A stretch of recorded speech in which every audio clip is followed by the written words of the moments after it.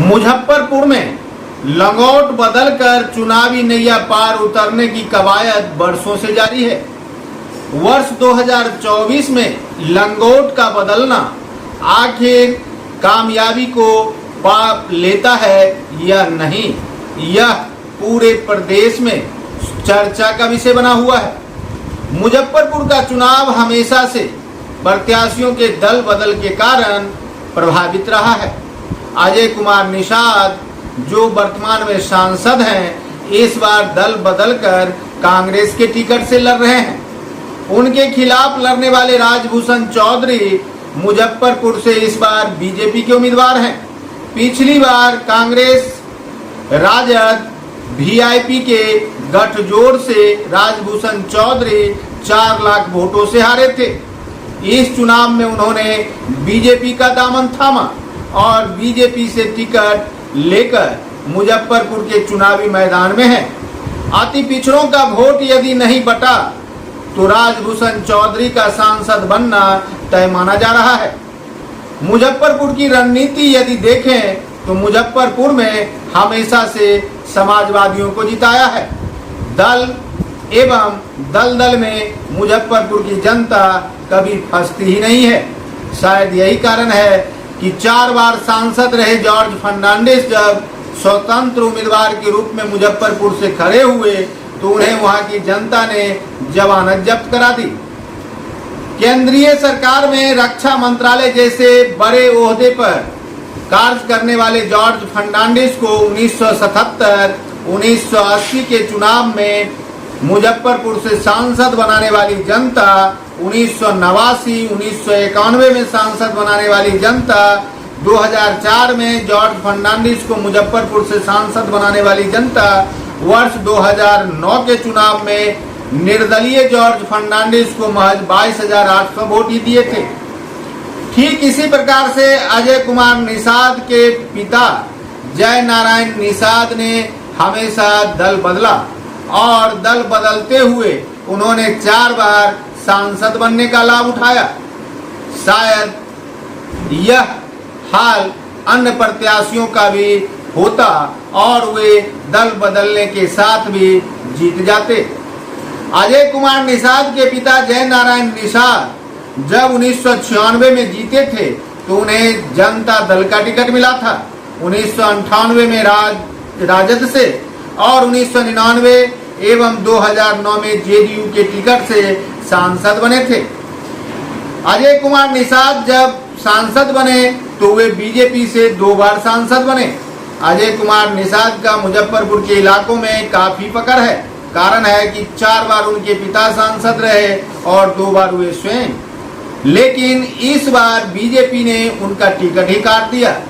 BJP से जीतने वाले अजय निषाद 2019 में 4 लाख वोटों का मार्जिन किया था। इस मार्जिन के कारण ही अजय कुमार निषाद की पूछ बड़े नेताओं में होने लगी थी। लेकिन बीजेपी ने उनका टिकट काट कर उन्हें पैदल कर दिया। फिर क्या था, अजय निषाद ने अपने पिता और अपनी बदौलत कांग्रेस से टिकट लेने में कामयाबी हासिल की। मुजफ्फरपुर से वे कांग्रेस से लड़ गए, लेकिन कांग्रेस के टिकट पर लड़ने वाले अजय निषाद इस बार कहीं पतला न हो जाए। कारण है कि कांग्रेस से टिकट मिलने के बाद अजय निषाद को पूर्व से मिल रहे वोट मिलेंगे भी या नहीं। मुजफ्फरपुर की जनता का कहना है कि अजय निषाद की पकड़ मुजफ्फरपुर के इलाकों में काफी है, लेकिन दल की भी अहमियत है। शायद यही कारण है कि राजभूषण चौधरी ने भाजपा का दामन थामकर अजय निषाद को पैदल कर दिया। राजभूषण चौधरी को भाजपा का टिकट लेने में क्या बेलना पड़ा हो, यह तो राजभूषण चौधरी जाने। लेकिन अति पिछड़ा का वोट यदि नहीं बटा तो इस बार राजभूषण चौधरी सांसद बनने का अपना अरमान पूरा कर सकते हैं। मुजफ्फरपुर संसदीय क्षेत्र में 6 विधानसभा क्षेत्र आते हैं। इनमें 3 पर आरजेडी का कब्जा है और 3 पर बीजेपी गठबंधन का कब्जा है। मुजफ्फरपुर विधानसभा क्षेत्र से विजेंद्र चौधरी कांग्रेस के एमएलए हैं। सकरा से अशोक चौधरी जेडीयू के एमएलए हैं। कुरहनी से केदार प्रसाद गुप्ता बीजेपी के बोचहा से अमर पासवान राजद के, औराई से राम सूरत राय बीजेपी के और गायघाट से निरंजन राय राजद के विधायक हैं। इन विधायक पर यदि आप लें तो मुजफ्फरपुर के 6 में से 3 विधानसभा पर महागठबंधन का और 3 विधानसभा पर बीजेपी गठबंधन का कब्जा है। ऐसी स्थिति में यदि अपने अपने विधानसभा क्षेत्रों से विधायक ने बाजी मारी तो चुनाव कसमकस हो सकता है। पूर्व की चुनाव की तुलना यदि आप करें तो पूर्व के चुनाव में जहां कांग्रेस को इस सीट पर 1984 के बाद जीत नहीं मिली, अखिलेश प्रसाद सिंह स्वयं लड़े, उन्हें महज 2,46,000 वोट प्राप्त हुए और वे अजय निषाद से 2,22,000 वोटों से हार गए। इसी प्रकार से यदि पिछली चुनाव की बात लें तो राजभूषण चौधरी वीआईपी के चुनाव चिन्ह पर लड़े और 2,56,000 वोट लाए, अर्थात महागठबंधन को इस सीट पर 2.5 लाख के करीब वोट पहले से हैं। अजय निषाद की पकड़ यदि अच्छी है तो इसी स्थिति में इनके वोट प्रतिशत बढ़ सकते हैं। यहाँ शहरी आबादी 15% है जबकि ग्रामीण आबादी 85% है। हिंदू की संख्या 82% है जबकि मुसलमान की संख्या 18% है। सूती वस्त्र उद्योग, आम एवं लीची के क्षेत्र में कार्य करने वाली मुजफ्फरपुर की जनता इस बार अपना सांसद किसे बनाती है, यह सोचने वाली बात अवश्य है। वोट ईवीएम में कैद हो चुका है।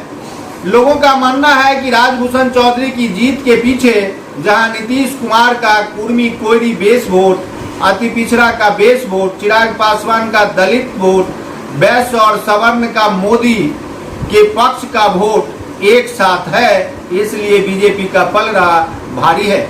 अजय निषाद को एमवाई समीकरण का फायदा मिल सकता है। वैश्य एवं भूमिहार जाति के वोट में बिखराव का लाभ मिल सकता है और यदि स्वयं अजय निषाद अति पिछड़ा के वोट को विभाजित करने में सफल हुए तो अजय निषाद सांसद हो सकते हैं।